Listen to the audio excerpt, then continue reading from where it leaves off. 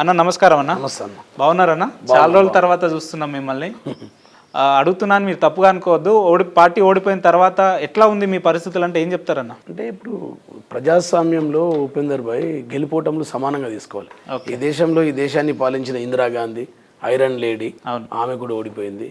NT Ramarao దేవుడిలా గొలిసిరాయనని ఆయన కూడా ఓడిపోయాడు. మొన్న ఇప్పుడు ప్రస్తుత ముఖ్యమంత్రి కూడా గతంలో ఓడిపోయిన వ్యక్తే. ఎగ్జాంపుల్ చెప్తా ఉన్నా. అంటే గెలిపోవటంలో స్పీడ్ బ్రేకర్లు మాత్రమే. ప్రతి ఓటమి గెలుపుకు మళ్ళా అడుగులేస్తూ ఉంటుంది. కాబట్టి దాన్ని పెద్దగా అంటే ప్రత్యేకంగా ఉద్యమ పార్టీ కదా, మేము అనేక ఒడిదొడుకులు చూసినాం. అదే జాతీయ పార్టీలు ప్రాంతీయ పార్టీలు అంటే వీళ్ళు పోయి వాళ్ళు వచ్చి అట్లుంటుంది. మా అనేక ఎలక్షన్స్ ఇటు పదవులను గడ్డిపోచేలాగా తీసేసి ముఖ్యమంత్రి గారు మళ్ళీ పోటీ చేయడం, మళ్ళీ పోటీ చేయడం. 2004 బై ఎలక్షన్, 7 బై ఎలక్షన్, 9లో బై ఎలక్షన్, మళ్ళీ 11లో ఇట్లా ఎన్ని బై ఎలక్షన్స్, రెగ్యులర్ ఎలక్షన్స్, గెలుపులు ఓటములు అవి పెద్దగా వచ్చినాయి. ప్రధానంగా తెలంగాణ రాష్ట్రాన్ని సాధించాలనుకున్నాం, సాధించినాం.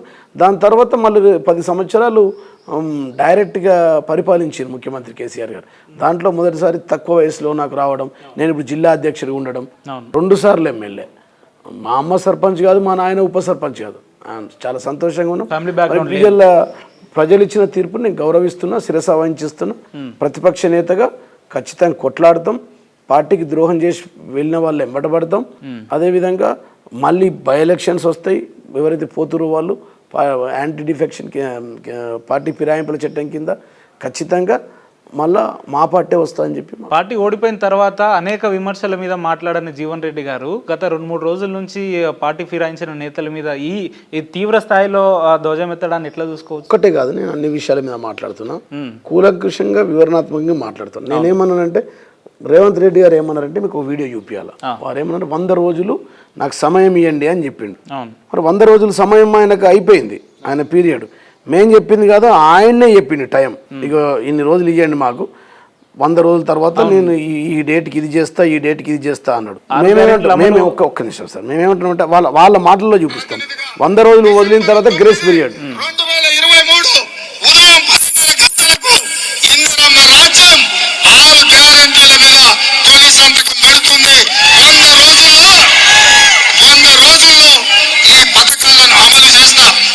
నేనేం చెప్తున్నానంటే, రుణమాఫీ అయిన వాళ్ళందరూ ఎంబడి పోయి మళ్ళీ 2 లక్షల రుణం తెచ్చుకొని డిసెంబర్ 9 నాటి నేను మాఫీ చేస్తా. కాబట్టి రైతులందరికీ నేను విజ్ఞప్తి చేస్తున్నా, ఎంబడే పోయి బ్యాంకు పోయి లోన్లు తెచ్చుకొని వచ్చిన ఎంబడే నేను రుణమాఫీ చేస్తా. వరి పండించేటువంటి రైతులకి వరి పంటకి క్వింటాల్కి 500 రూపాయలు అదనంగా బోనస్ ని ప్రకటిస్తా ఉన్నారు. 1960 రూపాయలున్న వరి కనీస మద్దతు ధరకు మించి 2500తో ఒట్టుకునే బాధ్యత, 2500కు క్వింటాల్ ఒట్టుకునే బాధ్యత కాంగ్రెస్ పార్టీ తీసుకుంటుంది. వ్యవసాయ పనులు మొదలయ్యే ముందల్లే సంవత్సరానికి ప్రతి రైతుకు ఎకరాకు 15,000 రూపాయలు రైతు భరోసా పథకం కింద ప్రతి రైతును ఆదుకునే బాధ్యత కాంగ్రెస్ పార్టీ తీసుకుంటుంది. భూమి లేని కౌలు రైతులు కౌలుకు భూమి పట్టుకుంటే రైతు బంధు పథకం భూమి లేకపోతుంది, కౌలుకు తీసుకున్నట్టు అప్పులు పెరుగుతున్నాయి, పురుగుల మందు తాగి చచ్చిపోతుంది. అందుకే కౌలు రైతులు ఎంబడి గుర్తించి ప్రతి ఎకరాకు 10 బాగా ప్రిపేర్డ్ అయినట్టున్నారు కదా. కాంగ్రెస్ పార్టీ నిర్ణయం తీసుకుంది.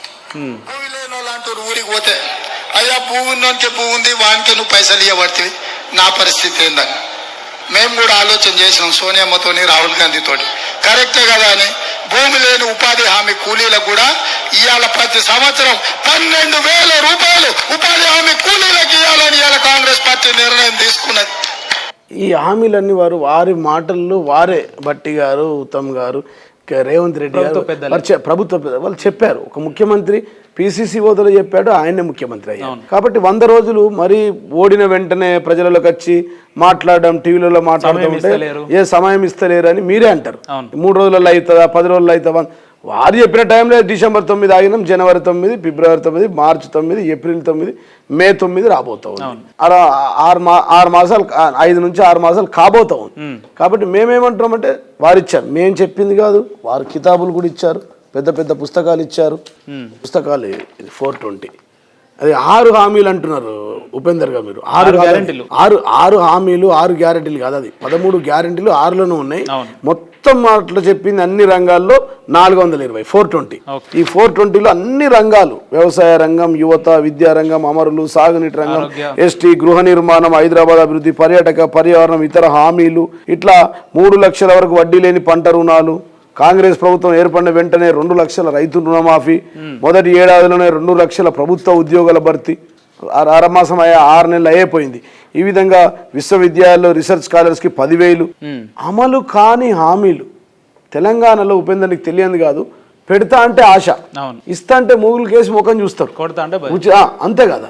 పెడతా అంటే ఆశతో వాళ్ళు అరే ఏదో జరగబోతా ఉంది, కేసీఆర్ ఇచ్చే 2,000 అయితే రానే వస్తుంది, mission Bhagiratha 1,56,672 kilometre pipeline వేసిర్రు, ఆ నీళ్ళు ఎట్లాగ వస్తాయి, కేసీఆర్ ఇచ్చే రుణమాఫీ వచ్చేసింది, ఈయన ఏదో 2 లక్షలు ఇస్తా అంటుండు, ఆయన 15,000 ఇస్తా అంటుండు, ఈయన 10,000 ఇస్తుండు, తులం బంగారం ఇస్తాడట, కళ్యాణ లక్ష్మి ఇస్తా అంటుండు అని చెప్పి వారికి అనేక అమలుకు సాధ్యం కాని హామీలను ఇచ్చారు.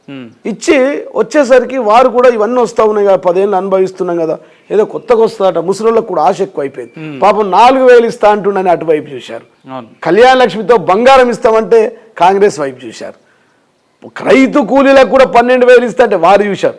మహాలక్ష్మి ద్వారా అత్తకు, కోడలకు, బిడ్డకు, మరదలకు, వదిలేకు ఒక ఇంట్లో 5 మహిళలు ఉంటే 5 వస్తాయని చెప్పి ఇవన్నీ జరుగుతలేవు అంటారా ప్రజలకు? ఒక్కటి నేనంటా రైతు బంధు వస్తలేదా? రైతు బంధు రావట్లేదు. 5 ఎకరాలకే అన్న వస్త్రం పోతే ఉన్న వస్త్రం పోయింది. 10 ఎకరాలు ఉన్న రైతులు, 12 ఎకరాల రైతులు, 8 ఎకరాల 72,000 మంది రైతులు ఉన్నారు. 76,000 మందిలో అందరికి సగమే, 3 ఎకరాలకు, 2 ఎకరాలకు, 5 ఎకరాలకు. వాళ్ళ కడుపు ఎండుతుంది కదా, 5 ఎకరాలు అయితే ఎండబెట్టుకోలేరు కదా, వీళ్ళు ఇయ్యలేరని చెప్పి 2 లక్షలు రూపు రాకపోయే పెట్టుబడి తీసుకొచ్చి వ్యవసాయం చేసిరి. పంట పొలాలు 20 లక్షల ఎకరాలు ఎండిపోవాలి. వాళ్ళు ఏం చెప్తున్నారు అంటే పేద రైతులు అంటే ఎవరైతే 5 ఎకరాల కింద ఉన్నోళ్ళే రైతులే కదా, మరి 100 ఎకరాలు ఉన్న జీవన్ రెడ్డి లాంటి వాళ్ళు ఎట్లా పేద రైతులు అయితే? మేము ఏమంటున్నాం, ఇప్పుడు మా ఎకరాలు ఉంది కదా, మేము తీసుకోలేము, మాకు కావద్దన్నాము, అప్పుడు మేము రిటర్న్ కూడా ఇచ్చినాం, ఒకసారి రిటర్న్ కూడా ఇచ్చినాం. మేము మా లాంటి జీవన్ రెడ్డి గారు రైతు బంధు పైసలు రిటర్న్ ఇచ్చిన దాఖలాలు ఉన్నాయన్న, ప్రూఫ్ ఉంది. ఎవరికి ఇచ్చిరా, ఏ చారిటబుల్ కి ఇచ్చిరా? చారిటబుల్ కాదు, మేము తీసుకోలే.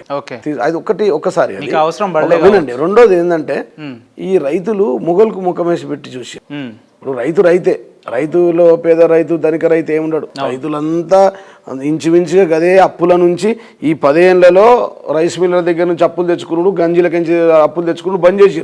అంతకుముందు ప్రతి పంటకు వరి పంట పెడితే రైస్ మిల్లర్ సేట్ దగ్గర పోయి తెచ్చుకోవాలి, గంజీల పసుపు సేట్ దగ్గర తీసుకురచ్చుకోవాలి. కేసీఆర్ గారు కూడా రైతే అని అంటారు కదా, మరి ఆయన పొద్దున్న లేస్తే నాగులు దున్నుతాడా? ఎన్ని ఎకరాలు దున్నుతాడు కేసీఆర్ గారు? దున్నే రైతులు, వ్యవసాయం అంతా కార్పొరేట్. ఇప్పుడు వ్యవసాయం అంతా ముఖ్యమంత్రి గారు వచ్చిన తర్వాత 24 గంటల కరెంట్ ఇచ్చాడు ఆటోమేటిక్. అంటే మీరు ప్రతిపక్షంలో ఉన్నారు కాబట్టి ఏదో అధికార పక్షాన్ని విమర్శించాలని కాకుండా వాస్తవాలు మాట్లాడుతుంటే ఇప్పుడు మేమేమంటామంటే దున్నేటోళ్ళు మేము ఏమంటున్నామంటే 24 గంటలు కరెంట్ ఇచ్చే, 10,000 రూపాయలు పెట్టుబడి ఇచ్చే, 3,700 రూపాయలు ఇస్తే పొలం వేసిపోతురు, 5,000 రూపాయలు ఇస్తే పొలం కోసిపోతురు, 18,000 రూపాయలు ఇస్తే పసుపు దవ్విపోతురు ఎకరానికి.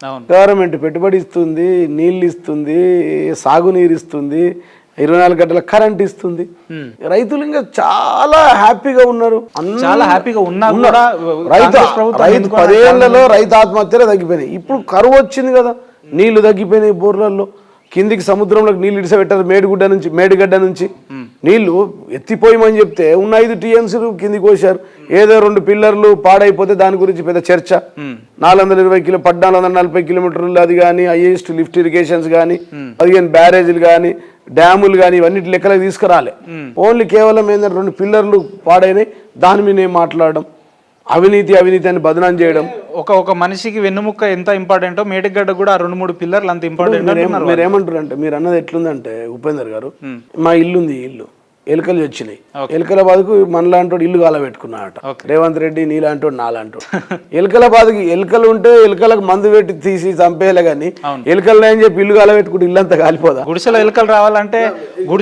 ఎలుకలు రావాలంటే రావచ్చు కానీ ఇంత అందమైన ఇల్లు, ఇంత నీట్ గా ఉన్న ఇల్లు ఎలుకలు పిల్లులు రావద్దు కదా. ఎలుకలు వస్తాయి, పిల్లులు వస్తాయి, కుక్కలు వస్తాయి, వీటికి ఇది అది జాగా ఉండదు. పిల్లికి ఎలుకకు గుడిసె ఇల్లు అని తెలియదు. సారీ. కాబట్టి నేను ఏమంటానంటే 2 పిల్లర్లు ఉన్నాయని చెప్పి మొత్తం కాళేశ్వరం నీళ్లు కిందికి వదిలేస్తా, నీళ్ళని ఎత్తిపోసుకోలేం, మేము ఆగమైపోతే తప్పది. అన్న మీరు పరిపాలించిన ఈ 10 ఏళ్ల కాలంలో 10 ఏళ్లుగా ఎండాకాలం రాలేదా అన్న? కరువు కాటకాలు రాలేదా? అప్పుడు రాని కరువు కాటకాలు రాగానే పొలాలు ఎండిపోయినట్టు, ఒకటే పొలంలో 4 బోర్లు ఉన్నట్టు, కేసీఆర్ గారు వెళ్ళినట్టు ఎందుకు ఈ రకంగా? మన ఇద్దరం పోదాం, మీ ఊరికే పోదాం, మీ నాయనకే అడుగుదాం, అమ్మకే అడుగుదాం. బోర్లో నీళ్లు తగ్గలేవంటే నువ్వు ఏది చెప్తాది? ఎండాకాలం కాంగ్రెస్ ప్రభుత్వం మా ప్రభుత్వంలో అది కరువు కాదు నేను చెప్పేది. కొన్ని అట్లా ఉంటాయి, కొన్ని దినాలు ఉంటాయి, పీడ దినాలు ఉంటాయి. ఇప్పుడు పీడ దినాలు వచ్చి అవును మా కాలంలో ఏందో అదృష్టం, ముఖ్యమంత్రి కేసీఆర్ గారు అదృష్టం కావచ్చు, కాలం ఫుల్ అయింది, ఫుల్ గా వాటర్. ఎండాకాలంలో గూండ్ల చెరువు అని అలలు వెళ్తుండే. ఎండాకాలంలో మా ఆర్మూర్లో చెప్తా ఉన్నాం, మొత్తం చెరువులు 40-45 వేల చెరువులు ఎక్కడి నుంచి చూసినా ఫుల్. మేము చాలా సార్లు ముఖ్యమంత్రి గారితో హెలికాప్టర్లో వెళ్ళేది పర్యటన. ఎక్కడ చూసినా ప్రతి చెరువులో నీళ్ళేనండి. ఏ చెరువులో నీళ్లు 10 సంవత్సరాల నీళ్లు. ఇవాళ చెరువులన్నీ ఎండిపోయినాయి, బోర్ల వాటర్ తాగునీళ్ళు లేవండి, బిందెలతో కటకట కొనసాగుతా ఉంది. ఏది కాంగ్రెస్ పార్టీ వచ్చిన 120 రోజులనే మీకు అబ్జర్వ్ అయిందా? ఇప్పుడే కదా మేము పేపర్లు చూపియాను, టీవీలో చూపించమంటే చూపిస్తా, పేపర్లు చూపించమంటే చూపిస్తా. నీళ్ళ ప్రాబ్లం ఉంది, సాగునీరు ప్రాబ్లం ఉంది, కరెంటు ప్రాబ్లం ఉంది, మోటార్లు కాలిపోతా ఉన్నాయి, ట్రాన్స్ఫార్మర్లు పేలిపోతా ఉన్నాయి, వైర్లల్లే దుకాణాలు వచ్చినాయి, బోరు బండ్లు ఊర్లలో తిరుగుతా ఉన్నాయి, పొలాలు ఎండిపోతా ఉన్నాయి, 20 లక్షల ఎకరాలు ఎండిపోతా ఉన్నాయి. మా ఆర్మూర్ ప్రాంతంలో, నిజామాబాద్లో అత్యధికంగా, అక్కడ సిరికొండ, భీమ్గల్ ప్రాంతంలో, బాల్కొండ నియోజకవర్గంలో, ఆర్మూర్ రూరల్ నియోజకవర్గంలో, ఆర్మూర్లో, నిజామాబాద్ అర్బన్ ప్రాంతంలో పొలాలు ఎండిపోతా ఉన్నాయి. ఇది వాస్తవం. నేనేదో అబద్ధం చెప్తే మీరు రేపు సిగ్నేచర్ టీవీ పోయి చూస్తే తెలుస్తుంది. కాబట్టి నేను దయచేసి మేము ఏమంటున్నాం అంటే, ఇట్లాంటి పరిస్థితుల్లో, ఇంత ఘోరమైన పరిస్థితుల్లో ప్రభుత్వం ఆలోచించి చర్యలు తీసుకోవాలి. చర్యలు తీసుకోకుండా మేము లంకె బుందెలు ఉన్నాయనుకున్నాం, మేము అప్పులప్పాలైంది. అప్పులప్పాలు ఎందుకు అయిందండి? ఎవరికి ఇచ్చాం పైసలు? 85,000 కోట్లు రైతులకే ఇచ్చాం. వడ్ల కొనుగోలుకు 75,000 కోట్లు పెట్టాం. కాళేశ్వరం ప్రాజెక్టుకు 1,00,000 కోట్లు పెట్టాం. మిషన్ భగీరథకు 40,000 కోట్లు పెట్టాం. ఎవరికైనా కేసీఆర్ ఇంట్లోకి వచ్చిందా మిషన్ భగీరథ నీళ్లు? నా ఇంట్లోకి వచ్చినాయా? ఈ కెమెరామన్ ఇంటికి రాలేదా? నీ ఇంటికి రాలేదు? 1,56,672 కిలోమీటర్ ప్రపంచాన్ని 3 సార్లు తిరిగేసేంత పైప్ లైన్ వేసి నీళ్లు ఇచ్చినాం. ఫ్లోరైడ్ ను పోగొట్టినాం. నల్గొండ జిల్లాలో ఫ్లోరైడ్ లేకుండా చేసాం. ఫ్లోరైడ్ మహమ్మారి తరిమి కొట్టినాం. ఇవన్నీ చేస్తేనే డబ్బులు అయినాయి కదా. డబ్బులు అనేది ఏ రాష్ట్రంలో అదే కదా, ఏ రాష్ట్రంలో కూడా డబ్బులు ఉండవు. ఉపేందర్ భాయ్, ఏ రాష్ట్రంలో కూడా డబ్బులు ఇట్లా సంచులు పట్టుకుని కూర్చోరు. సంపద సృష్టించాలి, రాబడి సృష్టించాలి, ఆ అట్మాస్ఫియర్ చేయాలి, ల్యాండ్ ఆర్డర్ కంట్రోల్ చేయాలి. ఇలా చూడండి, రోజు మర్డర్లు వేసి వీడియోలలో పెడుతురు. 10 ఏళ్లలో ఎప్పుడైనా ఇట్లా మర్డర్లు వేసి వీడియోలు పెట్టిరా? ఇన్స్టాగ్రామ్ లో పెట్టిరా? జీవన్ రెడ్డి గారే మర్డర్ల గురించి మాట్లాడితే హాస్యాస్పదంగా ఏం లేదు. ఇప్పుడు బదనాం అదే, కర్రు కాల్చి మనం ఏమంటారు, బట్ట కాల్చి మీద వేయడం. నేను చెప్తా ఉన్నా, ఇలా రాష్ట్రంలో ఎటు చూసినా కంట్రోల్, ఎక్కడ చూసినా ఒక్కొక్క ఎమ్మెల్యే, ఇప్పుడు గెలిచిన కాంగ్రెస్ ఎమ్మెల్యే ఏదో 5,000, 2,000, 3,000 ఓట్ల మెజార్టీతో కాకుండా దగ్గర 40,000 నుంచి 50,000 ఓట్ల అధిక తేడాతోని ఎమ్మెల్యేలు గెలిచారు కదా. అంటే ఈ రకంగా చూసుకుంటే ప్రభుత్వం టీఆర్ఎస్ పార్టీ మీద ఏ రకంగా వ్యతిరేకంగా? ప్రజాస్వామ్యంలో ఒక్క ఓటుతో గెలిచిన 30,000 ఓట్లతో గెలిచిన గెలిపే. దాని ఏంది ప్రజాస్వామ్యం? రాజ్యాంగంలో ఏం రాసుకున్నాం? మెజార్టీస్లో అన్నాం. ఒక్క ఓటైనా మెజార్టీ. మీకు ఫర్ యువర్ కైండ్ ఇన్ఫర్మేషన్, మాకు కాంగ్రెస్ పార్టీకి 1.8 మాత్రమే తేడా. మాకు తేడా లేదు ఎక్కువ. 15 సీట్లు 3,000 ఓట్లతో 3,000 ఓట్లే. ఆలే వెంకటేశ్వర్ గారు దేవరగద్ర 3,000 ఓట్లే. బోధన్లో షకీల్ గారు 3,500 ఓట్లే. ఇట్లా ఉదాహరణలు తీసుకుంటే మహబూబ్నగర్లో మర్రి జనార్దన్ రెడ్డి గారు 3,500 ఓట్లతోనే. ఇట్లా చాలా మంది 3,400. మిమ్మల్ని అడిగితే అసలు పార్టీ ఎందుకు ఓడిపోయి ఉంటుంది అంటే మీరు ఏం చెప్తారన్న? మేము ఏమంటామంటే, కొన్నిసార్లు పాతొక రోత కొత్తొక వింత. 10 ఏళ్ళు అయింది, మా కింద స్థానంలో నాయకులు ఉన్నారు, వాళ్ళ మీద వ్యతిరేకత ఉండొచ్చు, మా మీద కొంత వ్యతిరేకత ఉండొచ్చు. వ్యతిరేకత ఉంటేనే కదా ఓడిపోయినాం కదా. మేమేం బాగా పనులు చేసిరు మా సర్పంచులు. స్వాతంత్రం వచ్చినప్పటి నుంచి ఇప్పటిదాకా ఈ సర్పంచులు చేసినంత పని, ఈ ఎంపీటీసీలు చేసినంత పని ఎవరు చేయలే. ఒక్క ఊర్లో మట్టి రోడ్ లేదు. వైకుంఠ ధామాలు, పార్కులు, క్లియరెన్స్, ఎక్కడ కూడా చెత్త లేకుండా ట్రాక్టర్లు. ఒక ఊర్లో మీరు వైకుంఠ ధామాలు కడితే జీవనన్న, అదే వైకుంఠ ధామంలో మొదటి శవంగా సర్పంచ్ గారే వెళ్ళిన సందర్భాలు ఉన్నాయి టీఆర్ఎస్ ప్రభుత్వ హయాంలో. అంటే ఇప్పుడు పూర్తిగా దాన్ని ఖండిస్తాం మేము. తప్పు, చావు ఎవరికైనా రావచ్చు. అంటే ప్రభుత్వం పెండింగ్ బిల్స్ వల్ల వాళ్ళు పెట్టిన అప్పుల పాలై అట్లా చచ్చిపోయిన సందర్భాలు ఉన్నాయి కదా. పూర్తిగా తప్పు, అవాస్తవం. బిల్లులు వచ్చినాయి, కొంతమందికి రానిది కూడా కరెక్టే, అవి వస్తూ ఉంటాయి. పార్టీ ఓడిపోయిన తర్వాత చాలా మంది నాయకులు ఉన్నారు కదా, జీవన్ రెడ్డి గారి కంటే సీనియర్ నాయకులు కూడా ఉన్నారు కదా, వారు ఈ రకంగా ఎవ్వరు విమర్శించనిది మీరు రేవంత్ రెడ్డి గారి మీద కాంగ్రెస్ ప్రభుత్వం మీద ఈ మధ్యలో ఇట్లా మాట్లాడుతున్నారంటే మీ వెనకాల ఎవరు చూసి మాట్లాడుతారు? ఇప్పుడు మేము రేవంత్ రెడ్డి గారిని ఏమంటున్నామండి, ఆయన ఇచ్చిన హామీలను నెరవేర్చమంటున్నాం. అవును, ఆయన ఎవరినైతే తీసుకున్నారో మీ యొక్క మేనిఫెస్టోలో అదేమో 420 స్కీమ్స్, ఇదేమో 525 స్కీమ్. వాళ్ళ మేనిఫెస్టోలో పేజీ నెంబర్ 23లో వారే ఏమంటున్నారు, యాంటీ డిఫెక్షన్ గురించి. పేజ్ నెంబర్ 23లో 13లో we promise to amend the 10th schedule of the Constitution and make defection leaving the original party on which the MLA or MP was elected an automatic disqualification of the membership in the assembly or parliament. మీ మేనిఫెస్టోలో మీరు పెట్టారు disqualify చేస్తాం 10th schedule మారుస్తామని.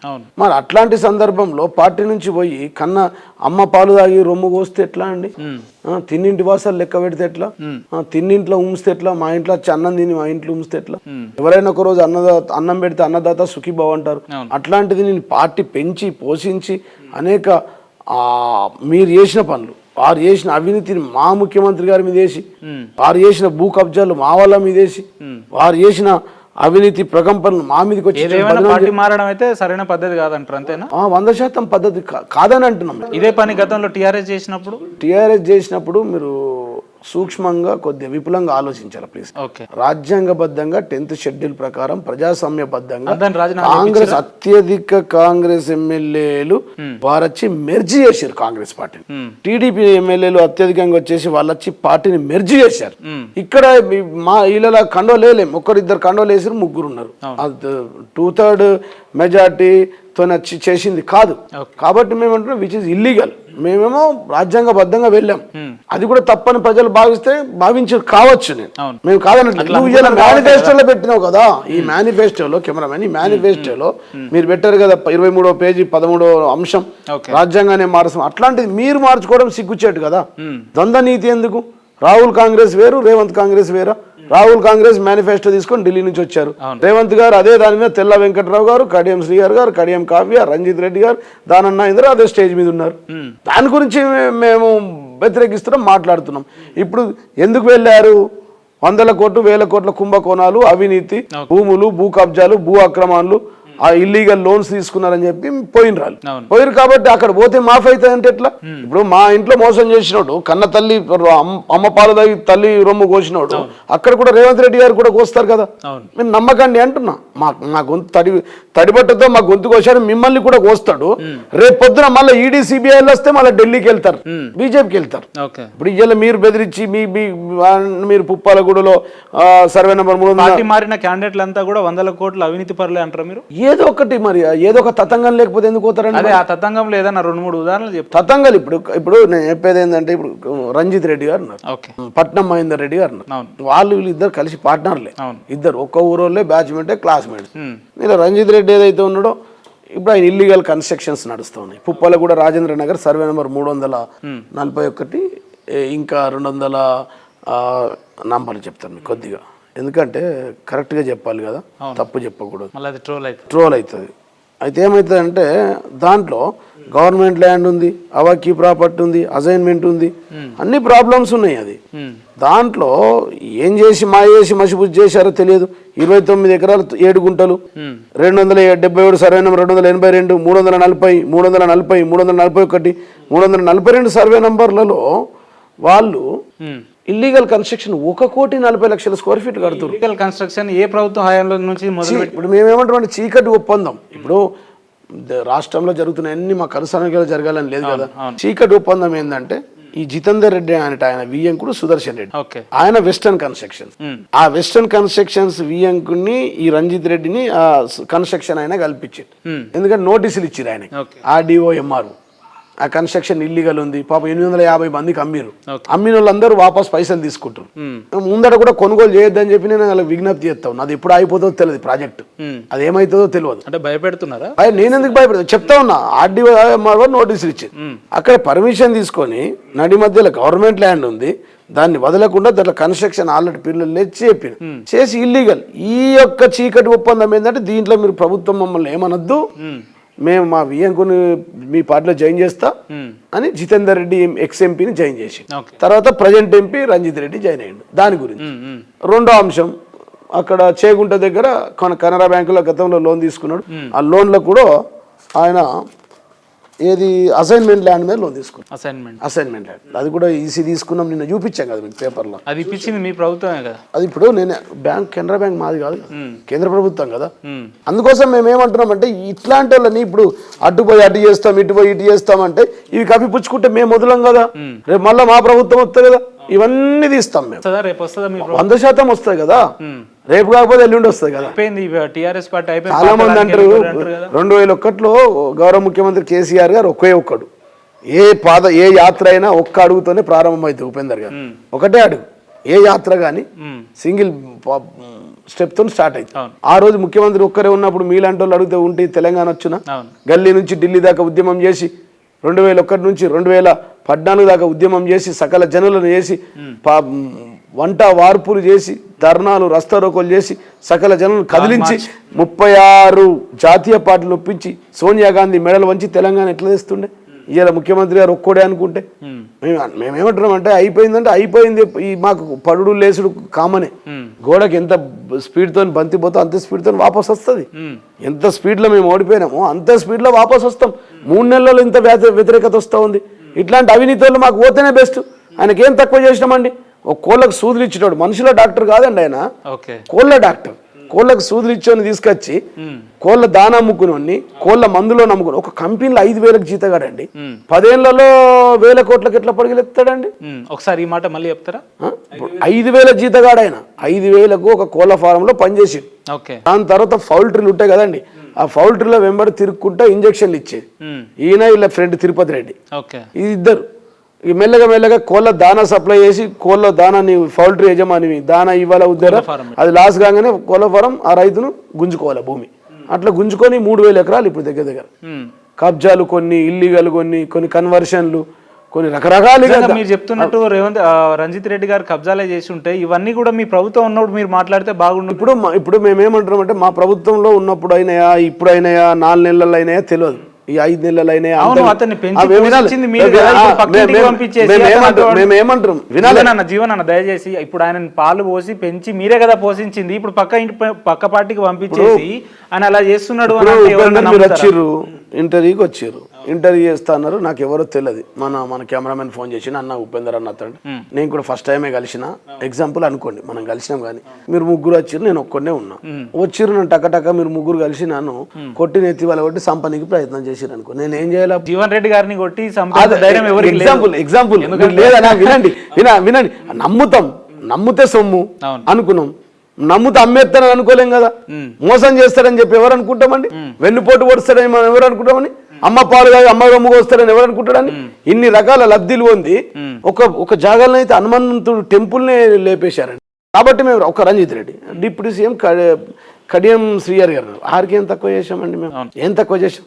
Deputy CM గా ఇవ్వడం తప్ప, 2 సార్లు MLC ఇవ్వడం తప్ప, వాళ్ళ బిడ్డకు టికెట్ ఇవ్వడం తప్ప, ఎంపీ గారికి ఇవ్వడం తప్ప ఎంత మోసం అండి. ఆయన సత్యహరిచంద్రుడు అంటాడు, పట్నం మహేందర్ రెడ్డి టీడీపీలో మంత్రి, ఇక్కడ మంత్రి, మళ్ళా 2వ మంత్రి చేయడం మా నేరమా? వాళ్ళ భార్యకు జడిపి చైర్మన్ చేయడం నేరమా? వాళ్ళ తమ్ముని ఎమ్మెల్యే చేయడం నేరమా? మీకు ఎప్పుడు అనిపించలేదా ఇటువంటి నమ్మక ద్రోహులను పెట్టి పార్టీ నడిపిస్తున్నాం? ఎన్నడో ఒక రోజు పార్టీ మూసేయడానికి వీళ్ళే ప్రధాన కారణం. మేము గతంలో సార్ చెప్పినాం, వీళ్ళిద్దరి గురించి చెప్పినాం. మేము రంజిత్ రెడ్డి గారి గురించి ప్రత్యేకంగా చెప్పిన మోసగాడు సార్, మోసగాడు అని చెప్పి టార్గెట్ చేసినట్టున్నారు. మోసగాడు అని చెప్పా. కోళ్ళకి కోళ్ళ దాన వేసి కోళ్ళు గుంజుకున్నాడు, కోళ్ళ సూదులు ఇచ్చి కోళ్ళ ఫారంలు ఆక్రమించుకున్నాడు, భూముల మీద పైసలు ఇచ్చి భూములు గుంజుకున్నాడు. గవర్నమెంట్ ల్యాండ్లలో మీ పేరు చెప్పి పొద్దున సీఎం దగ్గర ఫోటో దిగాల, పోయి ఒక భూమి వ్యాపారం చేసుకొని రావాలి. మధ్యాహ్నం కేటీఆర్ కి నమస్తే పెట్టినట్టు ఒక ఫోటో దిగాల, మేము ఫ్యామిలీకి దగ్గర అని చూపించి అబద్ధాలు ప్రచారాలు చేసుకొని అక్కడ రైతులను మోసం చేసుకుంటా కొనాలి. 3,000 ఎకరాలు ఉంది. ఆయన మళ్ళీ గెలిస్తే చేవేళ్ళని అమ్మేస్తాడు. ఒక్క చేవేళ్ళ నియోజకవర్గంలో 3,000 ఎకరాలు ఉంది. ఇది వాస్తవం, మీరు కనుక్కొని కాదని చెప్పి కూడా మీరు బలంగా కాదు కదా. ఆయన ప్రాంతముడు కాదు, వాళ్ళ నాయన లేడు, అమ్మ లేదు, వాళ్ళ ఊరు కాదు.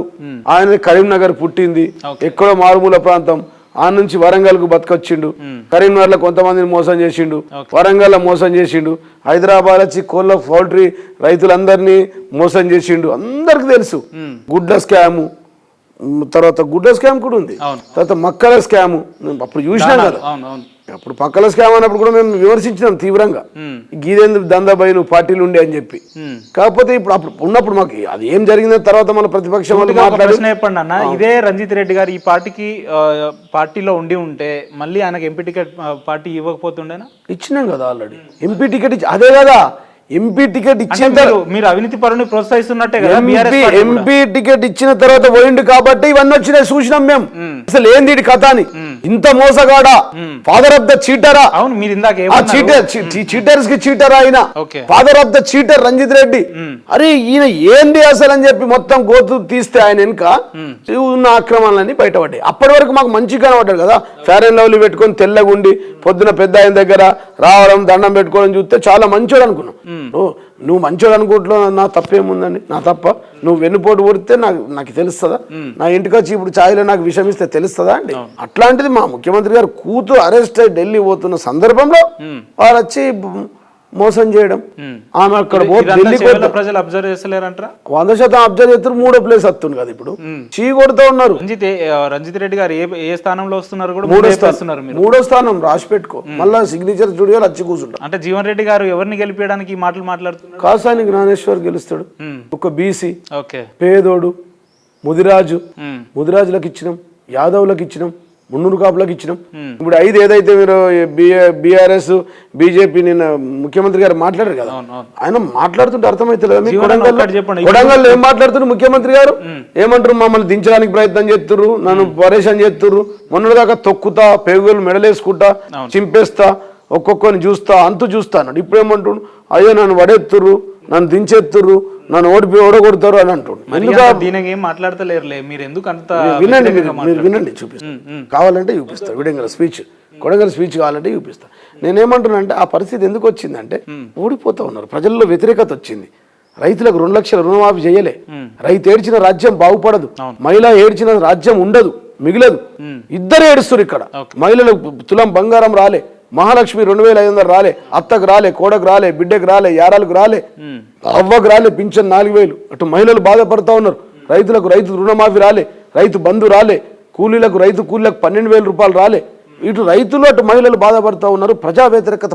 సరే, ఇప్పుడున్న పరిస్థితులలో పార్లమెంట్ ఎన్నికల్లో బీజేపీ ఇటు మన కాంగ్రెస్ ని, ఈ 2 పార్టీని కాదని చెప్పి టీఆర్ఎస్ కి ఎందుకు ఓటేయాలంటే ఏం చెప్తారన్న? 100% వేయాలి. వాళ్ళు ఏం చేసిరు, వీళ్ళు ఏం చేసిరు, ఎవడు పని చేస్తే మేము ఏం చేసినాం, ఇప్పటిదాకా ఏం చేసినాం తెలదా? రైతులకు రైతు బంధు ఈ దేశంలో ఎక్కడ లేని విధంగా 10,000 రూపాయలు ఇచ్చింది మేము కాదా? దేశంలోనే అత్యధిక పింఛన్ 2,000 ప్రారంభించింది మేము కాదా? రాష్ట్రానికి రావాల్సిన నిధుల గురించి కొట్లాడాలన్నా ఉండాలి, ఇటు బీజేపీ వాళ్ళని టీఆర్ఎస్ వాళ్ళతో అవసరం లేదు. ఇవాళ కేంద్రంలో వాళ్ళకి వీళ్ళకి ఇది ఎవరికి మెజార్టీ రాదు. మా 17 సీట్లే అవసరం పడతాయచ్చు, మావి జగన్ అవసరం పడుతుంటాయచ్చు పక్క రాష్ట్రంలో, ఆ రాష్ట్రం ఈ రాష్ట్రం పడతాయచ్చు, పక్కన 4 రాష్ట్రాలే కలిసి. ఎవరికి మద్దతు ఇస్తారు మీరు? ఆ పరిస్థితి వస్తే ముఖ్యమంత్రి గారు ఆ రోజు నిర్ణయం తీసుకుంటాడు. ఈ రాష్ట్రానికి ఎవరు సపోర్ట్ చేస్తే వాళ్ళకి ఇస్తాం, ఎవరు ప్రామిసులు చేస్తే వాళ్ళకి ఇస్తాం. మేము అనేది ఏంటంటే 100% ప్రజా వ్యతిరేకత ప్రారంభమైంది కాబట్టే 17 సీట్లు గెలుస్తామంటాం. 17 గెలుస్తారా? 100% గెలుస్తారా? 9 అయితే ఇయ్యాల దినంకి ఇయ్యాల గెలుస్తున్నాం. ఈ 20 రోజులలో 17 సీట్లకు మారుతామని 17 స్థానం మీరు గెలుస్తారని చెప్తున్నారా? మీరు 100% చెప్తాం. ఎలక్షన్ తర్వాత ఒకసారి మళ్ళీ మిమ్మల్ని కలుస్తాం, తప్పకుండా కలుస్తాం. ప్రజాస్వామ్యం ఇంత కాన్ఫిడెన్షియల్ ఎట్లా మాట్లాడుతున్నారు? ప్రజలలో వ్యతిరేకత ఉంది. ప్రజలకు 2 లక్షల రూపాయలు రుణమాఫీ కాలే, కరెంట్ వస్తలేదు, మోటార్లు కాలిపోతున్నాయి. ఇవన్నీ చూస్తాను. కడుపు నొప్పి ప్రారంభమైంది కదా ప్రజలకి. అవ్వలకు 4,000 వస్తలేవు కదా, అక్కకు బంగారం వస్తలేదు తులము, చెల్లెకు మహాలక్ష్మి వస్తలేదు కదా, రైతు కూలీలకు 12,000 వస్తలేవు కదా. ఇక్కడున్న నిరుద్యోగులు కెమెరామెన్లు ఇక్కడ ఎందుకు కూర్చుంటారని నా ముంగట 2 లక్షల ఉద్యోగాలు ఆయన ఇలా చెప్పిన మాట ప్రకారం ఇస్తే వీళ్ళకి 2 ఉద్యోగాలు వస్తుండే గవర్నమెంట్. వీళ్ళు మన దగ్గర పని చేయకపోతుండే. ఇప్పుడు వీళ్ళ కెమెరామెన్లు ఉండకపోతుంది, వాళ్ళు ఉద్యోగాలు వస్తున్నారు, అవుతారు, నిరుద్యోగ భృతి వస్తుండే. మరి 10 ఏళ్ళుగా టీఆర్ఎస్ పార్టీ ఏం చేసింది? ఉద్యోగాలు ఇవ్వక మేము చేయలేం కాబట్టి ఓడించారు కదా. మేమేం చేయలేమో, ఏం చేసినామో దేవుడికి తెలుసు, ప్రజలకు తెలుసు. కాబట్టి మరి ప్రజలు మమ్మల్ని ఓడించారు, మేము ప్రతిపక్ష పాత్రలు ఉన్నాం. మరి నువ్వు ఇస్తానే ఇయ్యాలి కదా నీ 420 పథకాలు. ఈ 420 పథకాలు ఇచ్చి 420గా మిగులకు నువ్వు ఎందుకు 420 కాంగ్రెస్ అవుతుంది అని చెప్పి మేము అంటా ఉన్నాం. అన్ని విషయాల్లో మాట్లాడుతూ ఉంటే ఈ వడ్ల కుంభకోణం, ఇక మా పని చేయ చేతగాక ఇచ్చిన హామీలు నెరవేర్చక ఆపరేషన్ డైవర్షన్, అవినీతి ఒకటి, ఫోన్ ట్యాపింగ్ ఒకటి. ఏంద్రా అంటే కేంద్రంలో మోడీయిజం, ఇక్కడ ఫోన్ ట్యాపింగ్, అక్కడ మోడీ మాదెందుకు ఉంటది, మేము ఎందుకు చేస్తాం చెప్పు. అసలు ఫోన్ ట్యాపింగ్ కరెక్ట్ అని చెప్పి ప్రధానమంత్రి మన్మోహన్ సింగ్ చెప్పిండు. మన్మోహన్ సింగ్ గారు గతంలో, మన్మోహన్ సింగ్ అయితే మా పార్టీ కాదు కదా, మన్మోహన్ సింగ్ గారు చెప్పారు. ఏం చెప్పారండి మన్మోహన్ సింగ్ గారు? ఫోన్ ట్యాపింగ్ నాట్ ఇల్లీగల్ అని చెప్పిండు. సరే దాన్ని మేము అట్లా అని చెప్పి, అంటే ఎవరు పడితే వాళ్ళు ఎవరి ఫోన్ లో పడితే ఆయన చెప్పిండు. సార్ సార్ ఇప్పుడు మన్మోహన్ సింగ్ గారు ఎవరి పార్టీ? కాంగ్రెస్. వస్తా recording Audi arising out of the powers conferred upon governmental authorities to tap telephones for protecting national security and preventing tax. While these powers are needed, అన్ని ఎవిడెన్స్ తో సహా పెట్టుకున్నారా? ఏదైనా అంతే కదా, ఆన్ పేపర్. నాకు వ్యక్తిగతం ఏముంటుందండి, ముఖ్యమంత్రి గారి మీద అయినా ఎవరి మీద అయినా వాస్తవాలు. ఇది ప్రధానమంత్రి మన్మోహన్ సింగ్ గారు చెప్పారు. మేము ఒప్పుకోవట్లేదే, మేము ఎందుకు ఒప్పుకుంటాం? వాళ్ళు మాట్లాడుతూ ఉన్నారు కదా, మాట్లాడితే ఫోన్ ట్యాపింగ్, అలా మోడీ ఈడీజం, వీళ్ళది ఈ ఫోన్ ట్యాపింగ్, ఆయన ఈడీ ట్యాపింగ్, మీరేమో మమ్మల్ని ట్రాప్ చేయడం, ఇదంతా జరుగుతూ ఉంది. కాబట్టి మేము ఏమంటున్నాం అంటే, మేము ఒకటే చెప్తా ఉన్నాం, మీరు ఇచ్చిన హామీలు నెరవేర్చండి. మీకు ఇంకా సమయం ఉంది, చెప్పండి. ఇప్పుడు ఉద్యమ ముఖ్యమంత్రి ఇప్పుడు మళ్ళీ ఆగస్టు 15 అంటాడు. ఇప్పటిక డిసెంబర్ 9, జనవరి 9, మార్చి 9, ఫిబ్రవరి 9, ఏప్రిల్ 9, మే 9 అయింది. ఇప్పుడు ఆగస్టు 15కి ఇస్తా అంటాడు. ఉద్యమ ముఖ్యమంత్రి అంటున్నాడు. అన్ని ఉద్దర నేను ఇచ్చేది. ఉద్దర పథకాలు 9 డిసెంబర్ అన్న రుణమాఫీ కాలే, ఉద్దర మళ్ళీ ఆగస్టు 15కి పెట్టారు. ఎవరు నమ్ముతారండి? ఇచ్చిన పథకాలు, బస్సు అదే టైర్లు, అదే డీజిల్, ఆడోళ్ళు శిఖలు పట్టుకొని గుంజుకొని కొట్టుకుంటారు. అది మేము మహిళలకు ఫ్రీ బస్ ఇచ్చినాం అంటాడు. మంచి పనే, కానీ బస్సులు పెంచు, ఒక 2000 మహిళలకు సపరేట్ బస్సులు పెట్టు, మంచి పని. రూపాయి లేకుండా ఉద్దర పథకం, ఆదాయంతో ఆర్టీసీ కార్పొరేషన్ చూసుకుంటుంది. రెండోది సివిల్ సప్లై, ఈ గ్యాస్ కేంద్రం 353 రూపాయలు సబ్సిడీ ఇస్తే మిగతా 160 రూపాయలు ఇచ్చి ఇది మేము ఇస్తున్నాం అంటాడు. ఆ నంబర్ ప్లేట్లు అది ఉద్దరనే, మన నంబర్ ప్లేట్లు మనం మార్చుకుంటాం. ఏవి అయినా పథకాలు మళ్ళీ ఆగస్టు 15కి ఇది ఉద్దరనే. U4 ముఖ్యమంత్రి అంటాం. U4 అంటే ఉద్దర ముఖ్యమంత్రి, యూటర్న్ ముఖ్యమంత్రి, యూట్యూబ్ ముఖ్యమంత్రి. ఇప్పుడు ఆగస్టు 15 తారీఖు నాడు మళ్ళా ఇది చేయడం అని యూటర్న్ తీసుకుంటాడు. ముఖ్యమంత్రి మీద ఈ రకంగా విమర్శిస్తున్నారు. రాబోయే రోజులు ఇబ్బందికరమైన కార్యాచరణలు ఉంటాయో మీ మీద? ఉన్నాయి, కేసులు పెట్టారు కదా చాలా.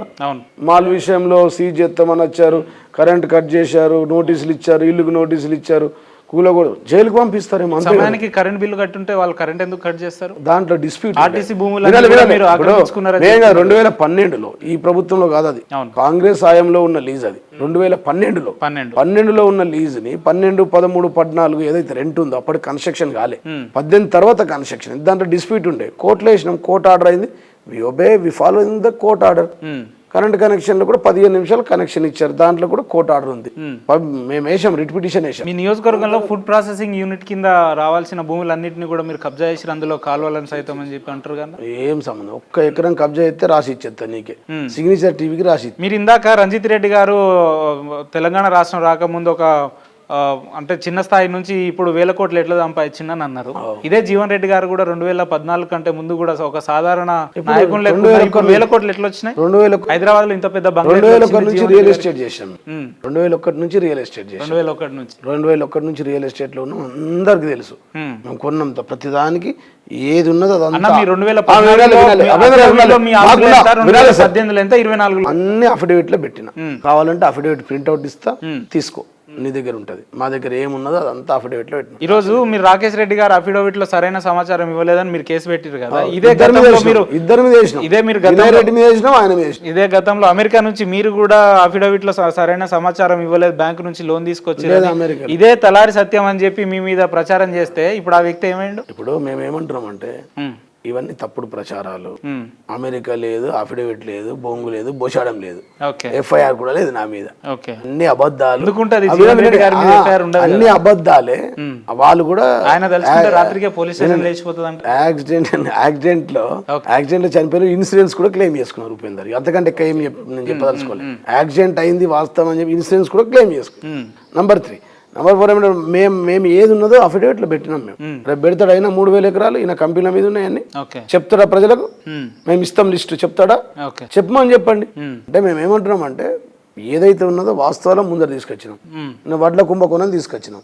35 లక్షల మెట్రిక్ టన్నులు 700 రూపాయలు తక్కువ కమ్మినాను. ఆయన ఏదో నన్ను జీవన్ రెడ్డి గారు ఏది అనవసరంగా మాట్లాడుతున్నాను ఉత్తమ్ కుమార్ రెడ్డి గారు వాళ్ళు నాకు స్టేట్మెంట్ ఇచ్చారు. నేనేమంటున్నా అంటే నేను అవసరంగా మాట్లాడుతున్నానా ఆయన యూజ్లెస్ మాట్లాడుతున్నాడు. నేను యూజ్లెస్ కాదు మీరు యూజ్లెస్. మీ మాటలు ఒక పెద్ద మనిషి జీవన్ రెడ్డి ఏదో ఈ ప్యాడీ ఆప్షన్ గురించి పిచ్చి పిచ్చిగా మాట్లాడాడు. అసలు కానీ విషయంలో అవగాహన ఉందా లేదా అసలు అర్థం కాకుండా మాట్లాడాడు. బీఆర్ఎస్ మాజీ ఎమ్మెల్యే జీవన్ రెడ్డి ఏదేదో మాట్లాడాడు. ప్యాడీ ఆప్షన్ గురించి ఎంఎస్పీ ధర ఉంటుంది, ప్రభుత్వం ఇంత నష్టం చేస్తుంది అనే విధంగా ఏదేదో మాట్లాడాడు. ఇదేదో కుంభకోణం, తక్కువ ధరకి ఎట్లా అమ్ముతారు అంటే విషయం అవగాహన చేసుకోకుండా అట్లా మాట్లాడడం ఏదో తప్పుదో పట్టించే ప్రయత్నం జరిగితే నేను కొంత సెట్టింగ్ ద రికార్డ్ స్ట్రీట్.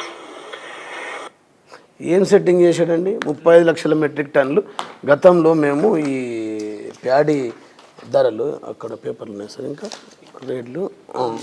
రేట్లు ఏవైతే ఉన్నాయో ప్యాడీ రేట్లు 2014-15 నుంచి మా దగ్గర ధరలు ఉన్నాయి. పట్టిక 14-15లో 1360, 15-16లో 1450, 16-17లో 1510, 16-18లో 1550, 18-19లో 1750, 19-20లో 1815, 20-21లో 1868, 21-22లో 1940, 22-23లో 2040. మేము ఈ రేటు ప్రకారం కొన్నాం. 78 లక్షల మెట్రిక్ టన్నులు కొని 2 రోజులలో పేమెంట్ ఇచ్చినాం. ఇది లిస్టు 2 రోజులకు. ఇది ఎంఎస్పి వాస్తవమా కాదా? ఎంఎస్పి ఈ ధర వాస్తవమా కాదా ఉత్తమ్ కుమార్ రెడ్డి చెప్పాలి. గ్లోబల్ టెండర్లు అయినాయి అన్నాడు. గ్లోబల్ టెండర్లు అయితే గ్లోబల్ టెండర్లు ఎన్ని లక్షల మెట్రిక్ టన్నులకు అయినాయి? దాంట్లో ఎవరు పాల్గొన్నారు? ఏ మాన్యువల్ ప్రకారం ఇచ్చారు? మీరు ఎట్లు ఇచ్చారు? ఎవరికి ఎంత అలాట్మెంట్ చేశారు?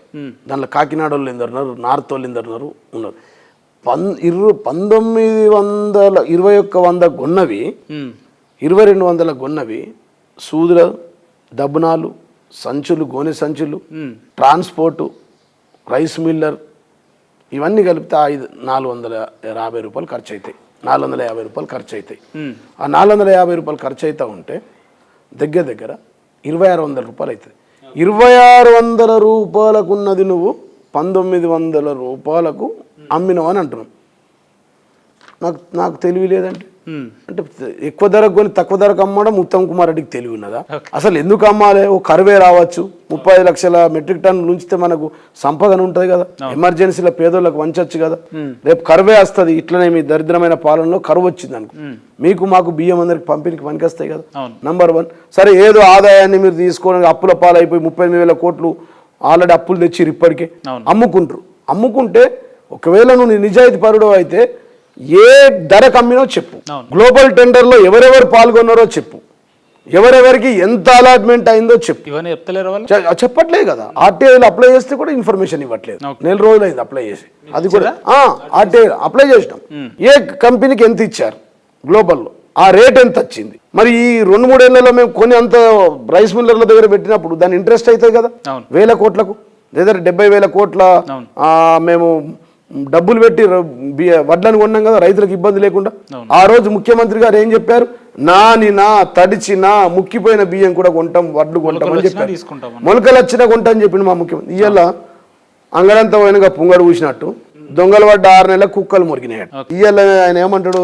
ఆయన ఉత్తమ్ కుమార్ రెడ్డి గారు అంటే మేము కొంటాం అంటుండు. ఎక్కడున్నాయా? 1600లకు అమ్ముకున్నారు. ప్రభుత్వమే 1900లకు వేరే వాళ్ళకి టెండర్లు ఇచ్చేసరికి రైతులు భయపడి 1600లకు అమ్మేసుకున్నారు. ఇలా మార్కెట్ లో 2600 ఉంది. మరి 2600 ఉంది, నువ్వు 1900లకు అమ్మితే నీ ప్రకారం నష్టమా కాదా? అది 35 లక్షల మెట్రిక్ టన్నులు అంటే 3.5 కోట్ల మెట్రిక్ టన్నులకు గాను దగ్గర 1450 కోట్లు, 1500 కోట్ల నుంచి 2000 కోట్ల నష్టమైంది. ఆ 2000 కోట్లను మీరు పాపం మేము రైస్ ఎక్స్పోర్ట్ చేస్తే వీళ్ళు కరెన్సీ ఎక్స్పోర్ట్ చేసారు. 29 రాష్ట్రాలకు ఇవ్వాలి, రాహుల్ గాంధీకి పంపించాలి. నేను పంపిస్తే నేను ముఖ్యమంత్రి అయితే ఆయన పంపిస్తే ఆయన ముఖ్యమంత్రి అని ఆ తెలంగాణను ఒక డంపు రాష్ట్రంగా పెట్టుకొని మొత్తం 26 రాష్ట్రాలకు పైసలు పంపించి మా దగ్గర అన్ని ఆధారాలు ఉన్నాయి. ఒకవేళ ఇది తప్పు అయితే, ఇది నిజం కాకపోతే, ఇది మీరు చెప్పిందే నిజమైతే విచారణ కోరండి, సిబిఐకి అడగండి, ఈడీ విచారణ కోరండి. సిబిఐ విచారణ ఇన్వెస్టిగేషన్ చేయమని చెప్పండి కదా. గ్లోబల్ టెండర్లు ఉపేందర్ వచ్చిండు, రంగన్న వచ్చిండు, గంగాధర్ వచ్చిండని వాళ్ళ పేర్లు చెప్తే వాళ్ళని ఇన్వెస్టిగేషన్ చేస్తారు కదా, ఇంటరాగేషన్ చేస్తారు కదా, వాళ్ళు చెప్తారు కదా వాళ్ళు ఎంత కమిషన్ ఇచ్చారు, 10% ఇచ్చారా, 20% ఇచ్చారా, తెలిసిపోతాయి కదా. ఒక్క క్వింటాల్కి 300 ఇచ్చారా?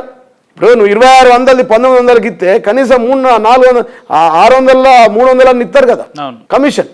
మేము అదే అంటున్నాం, 1500 కోట్ల నుంచి 2000 కోట్ల డబ్బులు మారినాయి. కేంద్రమే దీంట్లో కమిషన్ ఇస్తుంది కాబట్టి కేంద్ర ప్రభుత్వం సిబిఐ ఈడీ ఇన్వాల్వ్ కావాలి, దీంట్లో సుమోటో కింద తీసుకోవాలి. డిమాండ్ చేయొచ్చు కదా, డిమాండ్ చేస్తే మేము సుమోటో కింద తీసుకోమంటున్నాం, లేకపోతే వాళ్ళకి డైరెక్ట్ కంప్లైంట్ చేస్తాం. ఈడీ సిబిఐకి వడ్ల కుంభకోణం మీద కంప్లైంట్ కూడా చేస్తాను. రావాలి, సుమోటోగా తీసుకోవాలి. ఎందుకు మరి బీజేపీ నాయకులు మాట్లాడతలేరు? పెద్ద న్యాయవాది బంట రఘునందన్ ఎందుకు కమిట్ అయిపోయిండు? ఎందుకు ఈ బండి సంజయ్ మాట్లాడతలేడు? ఎందుకు ఈ కిషన్ రెడ్డి దీని విషయంలో వడ్ల కుంభకోణం విషయంలో మాట్లాడతలేడు? మా దగ్గర ఆధారాలు ఉన్నాయి, అలా కావాలంటే ఇస్తాం. మీ ద్వారా సిగ్నేచర్ టీవీ ద్వారా రఘునందన్ గారికి, బండి సంజయ్ గారికి, అరవింద్ గారు పెద్ద పెద్ద మాటలు మాట్లాడతారు కదా. 48 గంటల్లో ప్రభుత్వాన్ని కూల్చేస్తాను మాట్లాడిన వెంకటరామరెడ్డి, మహేశ్వర్ రెడ్డి ఎక్కడ యాసందులో వండుకున్నారు?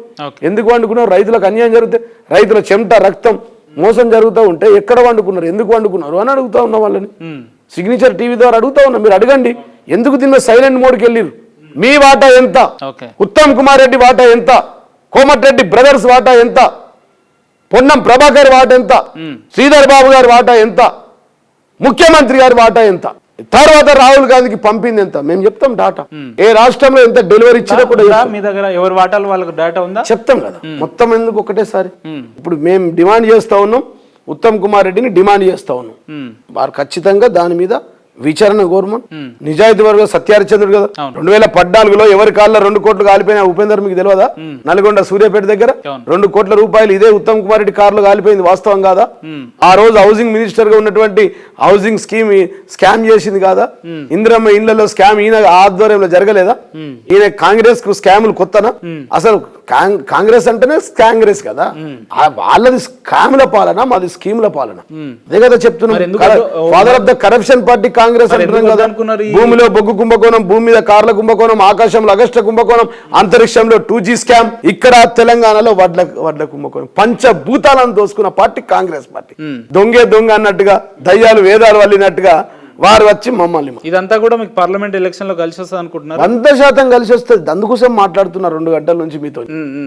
ఎక్కడ కొన్ని వేల ఓట్లు మారాలని, మా ఇంటర్వ్యూ మీ సిగ్నేచర్ టీవీ ద్వారా వెళ్ళాలని, ప్రజలు మాకు ఓట్లు వేయాలని, ఇదంతా వాస్తవం. ఇది కేసీఆర్ గారు మాట్లాడితే బాగుంటది, వారు కూడా మాట్లాడతారు. ఇప్పుడు చెప్తున్నాం కదా, ఈ 15 కోట్ల కుంభకోణం విచారణ కోరమని. ఆయన నన్ను తిడుతుండు, జీవన్ రెడ్డికి ఏం తెలియదు, నేను MA LLB LLM PhD చేస్తా ఉన్నా, హైకోర్టులో 12 ఏళ్ళు ప్రాక్టీస్ చేసిన, సుప్రీంకోర్టులో లాయర్ని, నాకేం తెలియదు అంటే డాటా లేదా? డాటాతోనే చెప్తున్నానయ్యా. 35 లక్షల మెట్రిక్ టన్నులు అమ్మావా లేదా? అమ్ముతా అమ్మినని చెప్పు, అమ్మకపోతే అమ్మలేదని చెప్పు. ఏం ధరకు అమ్మావో చెప్పు. గ్లోబల్ టెండర్ పిలిచింది చెప్పు. ఎవరెవరు గ్లోబల్ టెండర్ లో పాల్గొన్నది చెప్పు. ఎవరికి ఎన్ని మెట్రిక్ టన్నులు అలాట్ చేసినావో చెప్పు. ఏం ధరకి ఇచ్చావో చెప్పు. మనం కొన్న ధర చెప్పు. ఆ రోజు పెట్టిన పెట్టుబడికి ఇంట్రెస్ట్ ఎంత చెప్పు. డబ్బునాలకు ఎంత ఖర్చు అయింది, గోడ సంచులకు ఎంత ఖర్చు అయింది. సరే, ఈ డబ్బులంతా ఎటుపోయి ఉంటాయి మరి? రాహుల్ గాంధీ కుప్పం కట్టాలి కదా, కప్పం చెల్లించాలి కదా. ఇక్కడ రిమోట్ డబుల్ రిమోట్ కదా, అక్కడ రాహుల్ గాంధీ రిమోట్, ఇక్కడ మళ్ళా బడే బాయ్ మాషాల్లా, చోటే బాయ్ సుబాన్ అల్లా మన అన్నాడు కదా. బడే బాయ్ అనగానే వీళ్ళంతా సైలెంట్ మోడ్ లోకి వెళ్ళిపోయారు. రేవంత్ రెడ్డి గారు బడే బాయ్ అని మోడీ గారిని అన్న తర్వాత మొత్తం సైలెంట్ మోడ్. ఎందుకట్లా సైలెంట్ మోడ్ అయిపోయారు అందరూ? అర్థం చేసుకోలే మీరు. కాంగ్రెస్ బీజేపీ ఇద్దరు ఏకీయే, ఒకటైపోయారు. ఏక్నాథ్ షిండేలు ఎవరైతారో తెలియదు. వాళ్ళంతా ఒకటైతే టీఆర్ఎస్ నుంచి కదా ఎమ్మెల్యేలు పోతుంది, బీజేపీ నుంచి ఎమ్మెల్యేలు పోయిన సందర్భాలు అయితే మనం ఎక్కడ చూస్తాం. ముడతారు వాళ్ళని అంటారు కదా, ముట్టుమని చెప్పి. మహేశ్వర్ రెడ్డి అన్నాడు కదా, ఒక్క ఎమ్మెల్యేని టచ్ చేయండి 48 గంటలకు కూల్చేస్తామన్నారు. అందుకోసమే వాళ్ళు ముట్టరు వాళ్ళని. వాళ్ళకి తెలుసు. ఎందుకు టీఆర్ఎస్ కి లేదా కూల్చేసే సత్తా మరి మేము కేంద్రంలో అధికారం లేము, రాష్ట్రంలో అధికారం లేము, ప్రతిపక్షంలో ఉన్నాం, ప్రజలచే ఓడించబడి ఉన్నాం మేము. కాబట్టి ప్రజాస్వామ్యంలో ప్రతిపక్ష నేతగా పనిచేస్తాం. ఈ నాయకులు అందరూ అంటున్నారు కదా 6 నెలలు తిరగగానే మళ్ళీ కేసీఆర్ గారి ముఖ్యమంత్రి అవుతారు, 6 నెలలకు సంవత్సరానికి. ఇప్పుడు మేము మా నాయకులు ఎవ్వరు ఎక్కడ మాట్లాడలేరండి. బీజేపీ వాళ్ళు మాట్లాడారు, మీరు మాట్లాడుతారు, నేను మాట్లాడలే, మా వర్కింగ్ ప్రెసిడెంట్ మాట్లాడలే, మా కేసీఆర్ కడియం శ్రీహరి గారు మాట్లాడారు, వారు అక్కడికి వెళ్ళారు, మాట్లాడారు, వాళ్ళు అక్కడికి వెళ్ళారు, మాట్లాడలేదు. పోచారం శ్రీనివాసరెడ్డి గారు అట్లా మాట్లాడలేదు, బీజేపీ వాళ్ళు మాట్లాడుతున్న మాటలు చెప్పిండు ఆయన. కాబట్టి మేము ఏమంటామంటే, ఉందా అన్న మీ అంచనా ప్రకారం రాబోయే రోజులు అధికారంలోకి వచ్చే ఛాన్స్ ఉందా ఈ 5 ఏళ్ల లోపు? ఇప్పుడు ఉంది కదంటే, ఇప్పుడు మేమేమంటున్నామంటే అది మోడీయిజం కేంద్రంలో, ఆయనది ఈడీయిజం. మోడీ ఈడీయిజం, ఈయనది రౌడీయిజం, గుండాయిజం. ఇందిరాగాంధీ పీరియడ్ లో ప్రకటిత ఎమర్జెన్సీ ఉండే, ఇప్పుడు అప్రకటిత ఎమర్జెన్సీ అవుతుంది. చూసారు కదా ఈడీ కేసులలో ఎవరెవరు నెట్లేసారు, ఒక్క నిమిషంలో మారిపోయారు. అనేక మంది సీఎంలు, ముఖ్యమంత్రులు, మంత్రులు, కేంద్ర మంత్రులు అందరూ కూడా ఈడీ కేసులు 23,672 ఉంటే కేవలం 0.4% అవి ఇప్పటివరకు కేసులు శిక్షల రూపంలో అమలైనవి.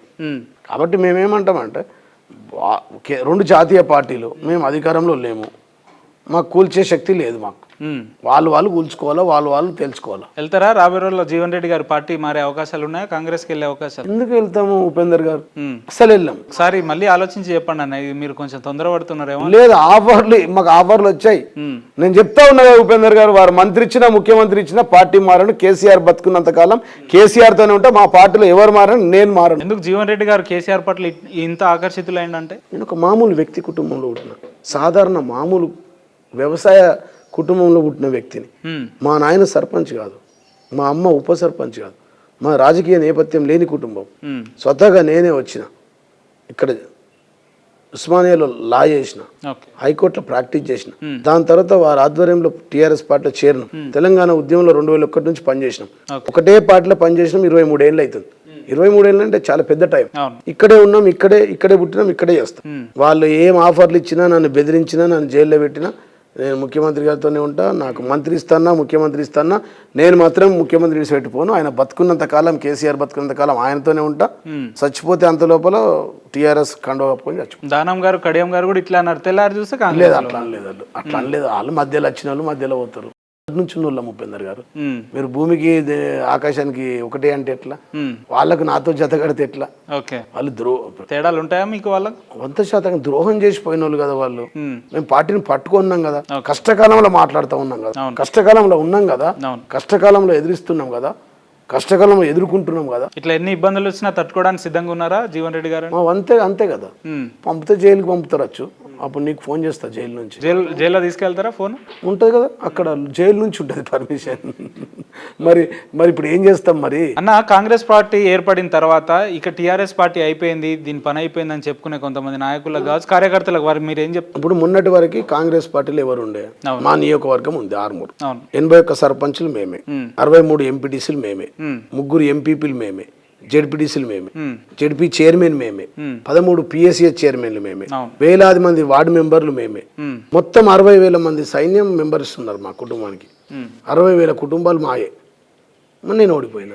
కాంగ్రెస్ ఖతం అయిపోయిందన్నారు, కాంగ్రెస్ హెచ్చిపోయిందన్నారు, బీజేపీ లేదన్నారు, బీజేపీకి డిపాజిట్ రాదన్నారు. బీజేపీ గెలిచింది. సర్పంచ్ లేదు, బూత్ లేదు, బూతులలో మేనేజర్ లేరు, ఏజెంట్ లేరు, ఎవరు లేరు. సంతోషిస్తున్నారా బీజేపీ గెలిచినందుకు? ఎందుకు సంతోషిస్తాం? బీజేపీ తెలిసిపోయింది కదా ప్రజలకు. ఆయన సైకిస్టు, ఒక డ్రగ్గిస్టు, ఆయన ఏం మాట్లాడుతాడు ఆయనకు తెలియదు, అబ్నార్మల్గా ఉంటాడు, పొద్దున్నేం మాట్లాడుతాడు, సాయంత్రం ఏం మాట్లాడుతూ తెలియదు, ఎవరు కలిసేది లేదు, ఉండేది లేదు. ప్రజలు అనుభవిస్తూ ఉన్నారు. ఇవాళ మేము ప్రతినిత్యం వేలాది మందిని కలుస్తుంటే, వేలాది మందికి సీఎం రిలీఫ్ ఫండ్లు ఇస్తుంటే, వేలాది మందికి డెలివరీ చేసినాం, 100 పడకల ఆసుపత్రి తీసుకొచ్చినాం, సిద్ధులగుట్ట నిర్మాణం చేసినాం, 17 బైపాస్ రోడ్లు వేసినాం, ప్రతి కులానికి ఫంక్షన్ హాల్ కట్టించినాం. మీ స్థానిక ఓటర్కి ఒక ఆయనకు ఫోన్ చేసినా, అది మీ ఎమ్మెల్యే, మాజీ ఎమ్మెల్యే గారి ఇంటర్వ్యూ ఉంది, వెళ్దాం అనుకుంటున్నా, ఏంది ఆయన పరిస్థితి అని ఫోన్ చేసిన నేను. అయితే ఆయన ఏమన్నాడంటే, వ్యక్తిగతంగా జీవనాన్న చాలా మంచోడు అయినప్పటికీ ఆయన ఓడిపోవడానికి కారణం సిద్ధులగుట్ట ఆలయం కూడా ఒక రీజన్ అని చెప్పి మాట్లాడుతున్నాడు. ఎందుకు రీజన్ ఏంది? అది మీరు చెప్పాలి. సిద్ధులగుట్టకు 20 కోట్లు పెట్టి రోడ్ వేసించిన 9 ఏళ్ళు ఉపవాసం 2 కోట్లు పెట్టి 20 కోట్లని ప్రచారం చేస్తున్నాడు అని కూడా అన్నాడు. 20 కోట్లు పెట్టినాము. ఇంకా ఉన్నాయి. ఇప్పుడు 50,000 మొరం టిప్పర్లు వేసినాం. ఎన్ని? 50,000. ఒక చరిత్ర. అది కనుక ప్రైవేట్ లో వర్క్ చేస్తే 100 కోట్లైనా కాదు. అది కాక మళ్ళీ దానికి 20 కోట్ల నిధులు తీసుకొచ్చి రోడ్ వేసినాం. రోడ్ లేకుండే 9 సంవత్సరాలు ఒక్క పొద్దున్నా మందు తాగలే, మాంసం తినలే, అన్నం తినలే. ప్రతి సోమవారం అక్కడ సిద్ధులగుట్ట మీద ఉచితంగా భోజనాలు, అన్నదానం. కింద క్యాంప్ ఆఫీస్ లో అన్నదానాలు, ఇంటి దగ్గర అన్నదానాలు, ఇక్కడ అన్నదానాలు ప్రతినిత్యం ప్రజలతో మమేకం ఏమిటి. 20,000 మందికి సీఎం రిలీఫ్ ఫండ్ ఇచ్చినాం. 25,000 మందికి ఉచితంగా డెలివరీ చేయించినాం. 100 పడకల ఆసుపత్రి, అదొక శ్మశానం లాగా ఉంటుండే హాస్పిటల్. కాలి చనిపోయిన వాళ్ళు పోస్ట్ మార్టం ఉంటుండే ఆర్మూర్లో. రామికి చెప్తాను, గుండె మీద చేసేసుకుని మీరు అడగండి. అట్లాంటిది 450 డెలివరీలు చేయించినాం నెలకి. ఒక నెల highest in India. 30 bedded hospital, highest in India. 30 bed ఉంటే 100 పడకల ఆసుపత్రి తీసుకెళ్ళి. ఫైర్ స్టేషన్, ఆర్మూర్లో ఆర్టీసీ బైపాస్ రోడ్, ఆలూరులో బైపాస్ రోడ్, వెల్మల్లో బైపాస్ రోడ్, నందిపేటలో బైపాస్ రోడ్, నందిపేటలో 3 బైపాస్ రోడ్లు, నందిపేటలో ఉమ్మేడ బ్రిడ్జ్ 150 కోట్లతో, నిజామాబాద్ టు ఆర్మూర్ 150 కోట్లు, ఆర్మూర్ టు నందిపేట. అభివృద్ధి చేసి ఉంటే పార్టీ కొత్త గవర్నమెంట్ వచ్చిన ఇంత త్వరగానే 30 మంది కౌన్సిలర్లు ఎందుకు వెళ్ళిపోతారు? కౌన్సిలర్లు వాళ్ళు పదవి గురించి పోయారు. వాళ్ళు వెళ్ళిరా, మీరు పంపించి వాళ్ళు అవిశ్వాసం పెట్టారు. హైకోర్టులో కేసు వేసిన అవిశ్వాసంలో మేమేమి నెగ్గాం. 24 మంది. ఈ 24 మందిలో 2 మేము కావాలంటే అధికార దాహంతో పోయారు. ఎవరు పార్టీ పోయినా అంత మనతోనే ఉన్నారు వాళ్ళు. పార్టీ అటు పోయారు. మీరు ఆర్మూర్ అభివృద్ధి గురించి మాట్లాడితే ఇంత అనర్గళంగా మాట్లాడుతున్నారు, కానీ ఎందుకన్నా మీ మీద స్థానికంగా ఇంత వ్యతిరేక వచ్చింది, మీరు ఓడిపోవాల్సిన పరిస్థితి వచ్చిందని? మా మీద రాలేదు. ప్రజలు ఒకసారి అట్లా బుద్ధి చెప్పాలనుకున్నారో, లేక మమ్మల్ని పాత ఒక రోత అయింది, ప్రతినిత్యం ప్రజల్లో ఉండడం కూడా తప్పైపోయిందేమో, వాళ్ళతో మామే కావడం తప్పయిందో, వాళ్ళు ఏమో సాధించారో ఇప్పుడు మాత్రం బాధపడతా ఉన్నారు.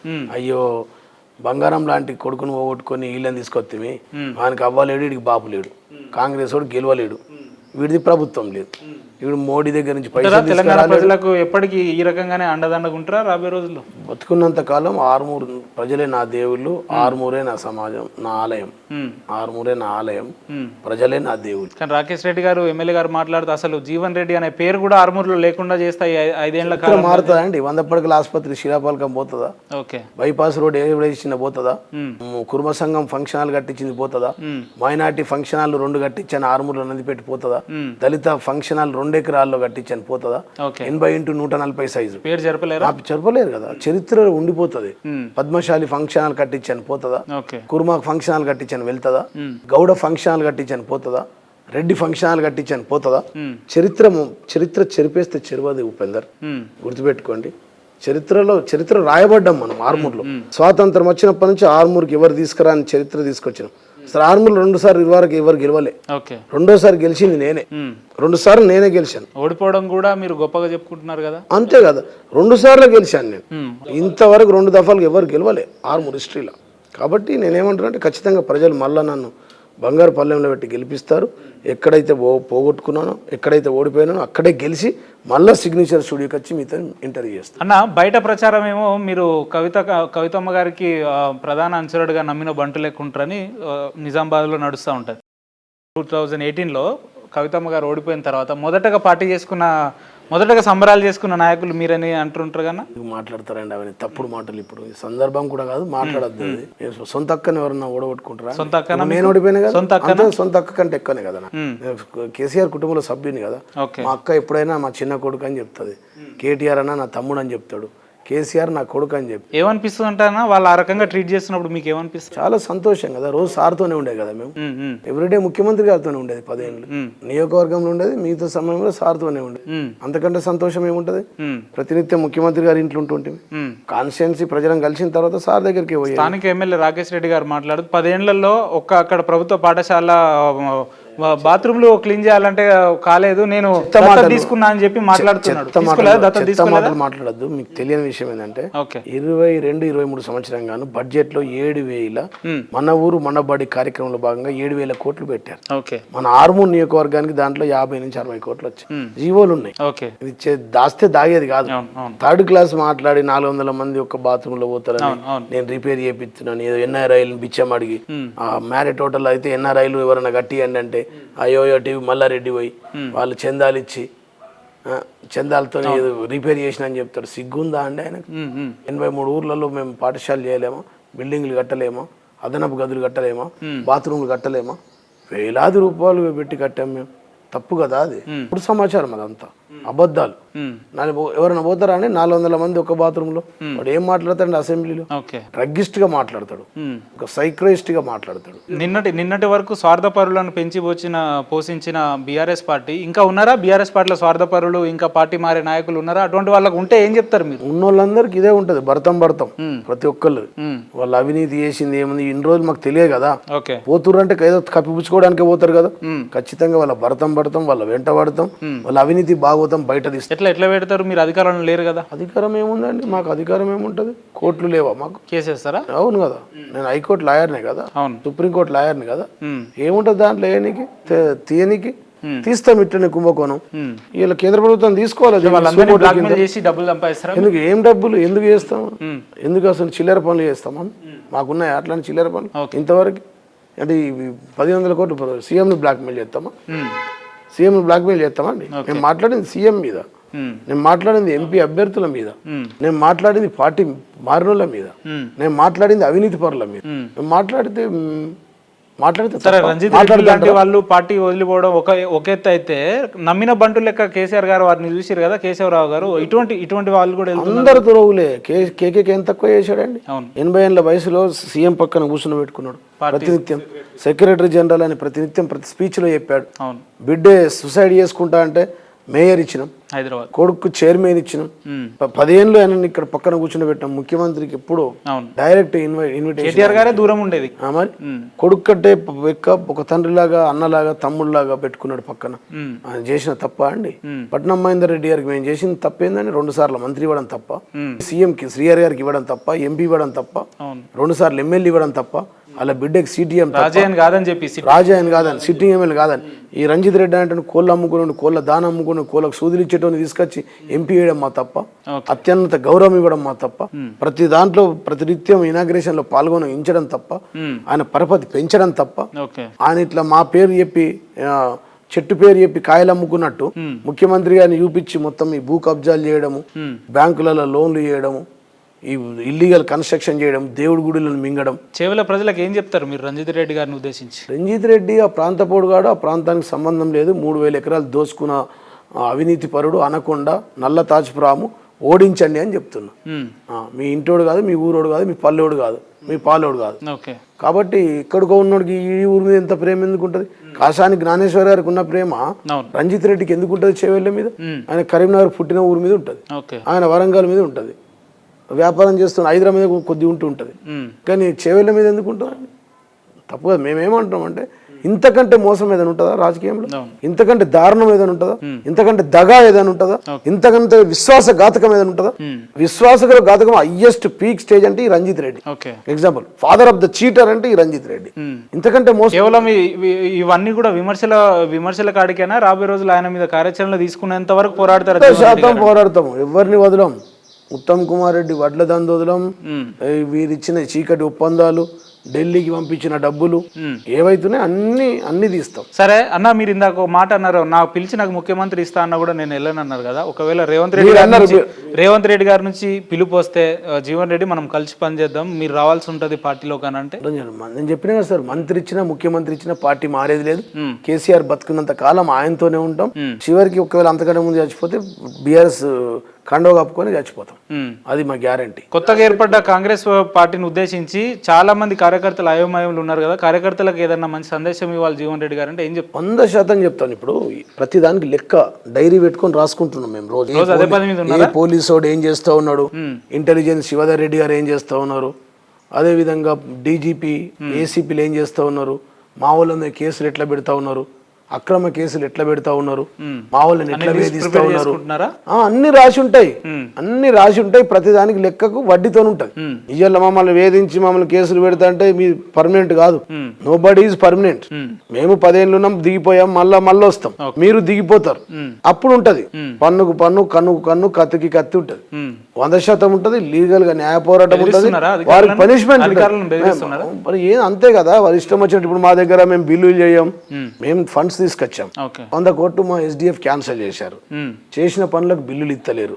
సర్పంచులను సతాయిస్తురు, ఎంపీపీలను సతాయిస్తురు, అవిశ్వాసాలు పెడుతురు, అక్రమ కేసులు పెడుతురు. రాష్ట్రంలో 6,000 క్రషర్లకు పెనాల్టీలు వేసిరు 6,000 కోట్లు సంపాదించాలని. ఇలా క్రషర్లన్నీ ఎక్కడికక్కడ మూతపడ్డాయి. వ్యాపారస్తులు భయపడుతున్నారు, బిల్డర్లు భయపడుతున్నారు. 35 రూపాయలు స్క్వేర్ ఫీట్ కట్టాలంటే ఇప్పుడు హైదరాబాద్లో కొత్తగా. కాబట్టి ప్రతిదీ మేము లెక్క ఉంటుంది, ప్రతి లెక్కకు లెక్క ఉంటుంది, దానికి వడ్డీ కూడా ఉంటుంది. మేమే పర్మనెంట్ అని అనుకోవద్దు, ఎవరు అనుకోవద్దు. అది రాబోయే రోజుల్లో టీఆర్ఎస్ పార్టీ పరిస్థితి ఏంది? మళ్ళీ అధికారంలోకి వస్తాం కదా, మళ్ళీ మనదే ప్రభుత్వం ఉంటుంది. మీరు అప్పుడు ఖచ్చితంగా మళ్ళీ ఇంటర్వ్యూ చేద్దాం మనం. అంటే అది ఎప్పుడన్నా 5 ఏళ్ల తర్వాత ముచ్చట చెప్తున్నారు, ఈ గ్యాప్ లో అంటున్నారా మీరు? ఎప్పుడైనా సరే, ఎప్పుడు ఎలక్షన్లో తప్పుడు మాదే ఉంటుంది. ఎలక్షన్లు ఎప్పుడు వచ్చినా గెలుపు మాదే. ఒకసారి ఎలక్షన్లు వచ్చిపోయిన తర్వాత మళ్ళీ 5 ఏళ్ళకే ఉంటుంది కదా, మీరేమో మళ్ళీ వస్తే ఇంకో 2 ఏళ్లకు సంవత్సరానికి అయితే రావు కదా. అయితే ఈ అప్రకటిత ఎమర్జెన్సీలు ఏమన్నా జరగచ్చు, చెప్తా ఉన్నాం కదా కేంద్రంలో. ఈ వీళ్ళేం తక్కువ కాదు, కాంగ్రెస్ వాళ్ళైనా బీజేపీ వాళ్ళైనా దొందే. వాళ్ళు ఏం చేస్తారో వాళ్ళకే తెలియదు. వాళ్ళు కాంగ్రెస్ లో అయితే ఎలక్షన్స్ వస్తే సిద్ధంగా ఉన్నారా కొట్లాడడానికి? రెడీగా ఉన్నాం, సిద్ధంగా ఉన్నాం. గెలుపు మాదే. ఇప్పుడు ఎన్నికలు వచ్చినా గెలిచేలానే ఇప్పుడు ఎన్నికలు వస్తే 82 సీట్లు మేము గెలుస్తున్నాం. అందులో జీవన్ రెడ్డి 2.5 లక్షలు 100% మొదట్లో ఉంటది. అది మొదటి సీటు. ఆ రోజు నేను ఒక సెంటిమెంట్, టీఆర్ఎస్ పార్టీకి నేను ఒక సెంటిమెంట్. ఆ రోజు 2012లో గౌరవ ముఖ్యమంత్రి కేసీఆర్ గారు మా ఇంటికి వచ్చి మా ఇంట్లోనే ఉండి ఆ రోజు ఆవిర్భావ సభ పెట్టిన తర్వాత వచ్చి నన్ను మొట్టమొదటిగా తెలంగాణ రాకముందు ఉపేందర్ గారు నన్ను మొదటి సీట్ ఇచ్చారు. ఆశన్న గారి జీవన్ రెడ్డి ఆర్మూర్ నియోజకవర్గం అక్షయ తృతీయ రోజు మొదటి సీట్ ఇచ్చారు. మొదటి సీట్ ఇచ్చారు, నమ్మకం. అప్పుడు అన్నారు అందరు, సురేష్ రెడ్డి నేను ఆ పార్టీలో ఉండే కాంగ్రెస్ లో, ఆయన 4 సార్లు ఎమ్మెల్యే, వాళ్ళ నాయన ఎమ్మెల్యే, వాళ్ళ తాత సమితి ప్రెసిడెంట్, ఖాందాన్ ఫ్యామిలీ ఉండే. ఆయన కొండ నువ్వు బండ అన్నాడు. కేసీఆర్ ఒకటే చెప్పాడు, ఆ కొండ నీ బండనే ఢీ కొడుతుంది, జీవన్ రెడ్డినే ఇస్తా అని. రాత్రి మా ఇంట్లో ఉండి అక్కడే మా ఇంట్లో ప్రెస్ మీట్ పెట్టి మొట్టమొదటి అభ్యర్థిగా నన్ను ప్రకటించి, అప్పుడు దాని తర్వాతనే sentiment Armoor north east Akshaya Tritiya రోజు ఆశన్న గారి జీవన్ రెడ్డి అక్షర క్రమంలో Armoor 11 Navnath Siddulagutta 6-3 total 9 6-3 lucky number. అర్థమైంది కదా సార్. దాంట్లో గెలిచినాం, మా ప్రభుత్వం వచ్చింది, మా రాష్ట్ర ముఖ్యమంత్రి అయ్యారు. 2వ సారి కూడా నాకే మొదటి సీట్ ఇచ్చాడు. 2వ సారి కూడా మళ్ళీ మా ప్రభుత్వం వచ్చింది. 3వ సారి ఎందుకో మిస్ అయింది, నాకు ఇయ్యలేడు. ఇచ్చుంటే వస్తుండేనేమో. ఓకే అన్న, కేసీఆర్ గారు నిలబెట్టుకున్న నమ్మకాన్ని మీ చివరి శ్వాస వరకు ఆయనతోటి ఉండి నడిపిస్తారా? అంటే 100% ఆయనతో ఉండని చెప్పి, ఆయన కేసీఆర్ బతుకున్నంత కాలం ఆయనతో ఉంటాం. అంతలోపు మరణిస్తే కండ కప్పుకొని చనిపోతాం అన్న. చాలా మంది ఒక డౌట్, ఒక చిన్న క్లారిటీ ఇవ్వండి. కార్యకర్తలకు వాళ్ళు కేసులు పెడుతున్నారు, వేధిస్తున్నారు కదా, మేము పార్టీ మారితే బాగుంటదేమో అటు మారినా ఇటే వాళ్ళ శ్వాస ఆత్మ అంత ఇక్కడే ఉంది, మా దగ్గరనే. అన్న ఎందుకు మేము పోతున్నాం, మళ్ళీ టైం మీద మీ దగ్గరికి వస్తాము. కొంతమంది అట్లా అంటున్నారు. ఏంటంటే మా కార్యకర్తలకు ఒకటే చెప్తా ఉన్నాం, ఇలా ఉద్యమం మనది ఉద్యమ పార్టీ. కేసులు కొత్తగా కాదు, అక్రమ కేసులు కొత్తగా కాదు, జైళ్లు కొత్తగా కాదు, లాఠీ దెబ్బలు కొత్తగా కాదు. నా మీద 36 కేసులు ఉండే. అనేక సార్లు జగన్ ఆపినాం, కేంద్ర హోంమంత్రి జార్జ్ ఫెర్నాండెస్ ఆపినాం, అప్పుడు కేంద్ర హోంమంత్రిని ఆపినాం మనం. అర్థమైందా? అట్లా అనేక మనం మంత్రులను ఆపినాం, ఎక్కడికక్కడ అడ్డుకున్నాం, గల్లీ నుంచి ఢిల్లీ దాకా ఉద్యమం చేసినాం. ఈ విధంగా ఎన్నో కార్యక్రమాలు మనం చేసినాం. మనకు కొత్తగా కాదు. కార్యకర్తలు ఎవ్వరు అధైర్యపడద్దు. ప్రతి ఒక్కరికి పనిష్మెంట్ ఉంటది. పొట్టోని పొడవని కొడితే పొడవని పోషమ్మ కొడుతుంది. వాళ్ళని దేవుడే చూసుకుంటాడు, సిద్ధులగుట్ట శివుడే చూసుకుంటాడు. మా దాకా అవసరం పడదు. కాకపోతే ఈ ఎస్ఐలు, సిఐలు, ఏసీపీలు, సిపిలు చాలా ఎక్స్ట్రా చేస్తా ఉన్నారు. ఎక్స్ట్రా చేసింది మాత్రం ఖచ్చితంగా ఉంటది. ఖచ్చితంగా వాళ్ళు ఇప్పుడు వాళ్ళ ప్రవర్తన మార్చుకోవాలా. ఇది ప్రజాస్వామ్యం. ప్రజల కోసం ప్రజలు ట్యాక్సులు చెల్లించబడితే మీరు పని చేస్తారు. అందరికి సరి సమానంగా చూసుకోవాలా, చట్టం ప్రకారం పని చేయాలి. అన్న చివరగా 2 ప్రశ్నలు. ఒక ప్రశ్న, పార్టీ మారిన ఏదైతే రంజిత్ రెడ్డి గారు అండ్ కడియం కావ్య గారు, కడియం శ్రీహరి గారు నా స్థానంలో ఇక్కడ కూర్చొని ఉంటే వాళ్ళకి మీరు ఏం చెప్పదలుచుకున్నారు? వీడికి రానియాలి ఇద్దరిని. First of all no entry. ఒకవేళ బయట మిమ్మల్ని కలిస్తే ఎదురుపడితే ఏం చెప్తారు అంటే? చెప్పిన ఎదురుపడ్డ రోజు మోసము ఇంతకంటే దగా ఏముండదు. మీ తిన్నింట్లో ఉంచేటోళ్ళు, తిన్నింట్లో బాత్రూమ్ పోయేటోళ్ళు, ఇంతకంటే మోసం ఉంటుందని ఒక పార్టీలో చెప్పిన, కలిసి ఒక పార్టీలో చెప్పిన, రంజిత్ రెడ్డి గారికి చెప్పిన, ఇంతకంటే దగా ఉండదు, మోసం ఉండదు, ఇదే లాస్ట్ పరాకాష్ట, మోసానికి పరాకాష్ట ఇదే అని చెప్పి చివరి దశ. చివరి దశ. లాస్ట్ అంతకంటే మోసం ఏముండదు. మోసాలకు మోసగాడు అంటారు కదా, మోసాలకు మోసగాడు. రంజిత్ రెడ్డి గారి ఆరోపణల మీద ఎంత దూరం వెళ్ళడానికి సిద్ధంగా ఉన్నారు మీరంటే? 100% కంటిన్యూ ఉంటుంది, ఒక్కటి కాదు కదా, ఇంకా చాలా ఉన్నాయి కదా. అన్ని డాటా తీస్తాం, అన్ని వస్తాయి. కాంగ్రెస్ లో పంపిస్తారు మాకు, ఇదంతా పంపిస్తా ఉన్నారు, తీయండి సార్ మీరు అని. ఉంటుందా రాబోయే రోజుల్లో? శిక్షలు ఉంటాయా రాబోయే రోజుల్లో? కంపల్సరీ ఉంటాయి కదా, అనుభవించాల్సిందే ప్రతిదానికి. సరే ఇప్పుడు కాకపోతే మళ్ళీ మేము వచ్చినాక ఉంటుంది. రైట్ జీవన్ అన్న, ఇంత బిజీ షెడ్యూల్ లో కూడా అడగంగానే మాకు మంచి సమాచారం ఇచ్చినందుకు మీకు ప్రత్యేక ధన్యవాదాలు అన్న. థ్యాంక్ యూ అన్న, థ్యాంక్ యూ సో మచ్. ధన్యవాదాలు.